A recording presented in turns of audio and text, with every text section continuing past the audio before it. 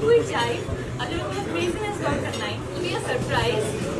Let's see চিটগংয়ে আসলে কোনোদিন যাওয়া যায়, বাট ডেফিনেটলি প্রত্যেকটা জায়গায় আমাদের যাওয়ার ইচ্ছাটুকু আছে। নবদম্পতির বিয়ের পরেই তো হানিমুন বলতে একটা বিষয় থাকে, যার বাইরে নিশ্চয়ই মেহজাবিনও নয়। যদিও খুব একটা সময় নিয়ে হানিমুনে থাকা হচ্ছে না তাদের, কেননা রমজানের বাকি রয়েছে আর মাত্র একটি দিন।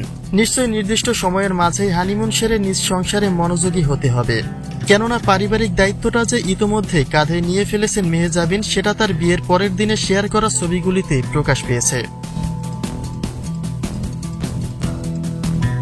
মেহজাবিন তার বিয়ের আয়োজনে তাক লাগিয়েছেন নাট্যপ্রেমীদের, কেননা টাকা থাকলেও সচরাচর এতটা ব্যয়বহুল আয়োজন খুব কমই দেখা যায় সেলিব্রিটিদের। সেখানে হানিমুনটা যে স্পেশালি হবে যেটা নিশ্চয়ই বলার অপেক্ষা থাকে না। যদিও হানিমুনের বিষয় তাদের নিজেদের পক্ষ থেকে তেমন কোনো কিছুই জানা যায়নি, তবে ঘনিষ্ঠ কিছু সূত্রের মাধ্যমে জানা যায় রমজানের আগেই হানিমুন সেরে ফেলছেন মেহজাবিন চৌধুরী।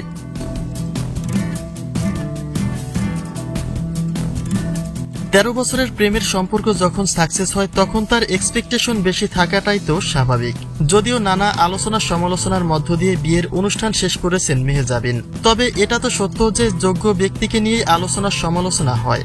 মেহজাবিন তার বিয়েতে নেচে গিয়ে একাই মাতিয়ে ফেলেছেন বিয়ের মঞ্চ, আর তাতে ভক্তবৃন্দের প্রশংসা থাকলেও অনেকের আক্ষেপেরও শেষ নেই।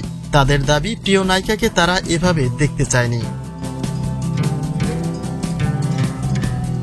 তবে সেটা যাই হোক, বিয়ে করে সুখী হয়েছেন মেহজাবিন, সেটাই বড় কথা। তিনি গর্বিত তার শ্বশুর শাশুড়িকে নিয়েও। স্বামীর বাড়িতে একটা বউ যখন মেয়ের মতো হয়ে যায় তখন সেই পরিবারে অনায়াসেই সুখ চলে আসে। তবে মেহজাবিন তার হানিমুন স্বার্থে কোথায় অবস্থান করেছেন এখন পর্যন্ত তেমন কোনো তথ্য জানা যায়নি। সময় সুযোগ বুঝে হয়তোবা সেটা তারা নিজেরাই প্রকাশ করবেন। আর সেই অপেক্ষায় দিন কাটছে শুভাকাঙ্ক্ষীদের।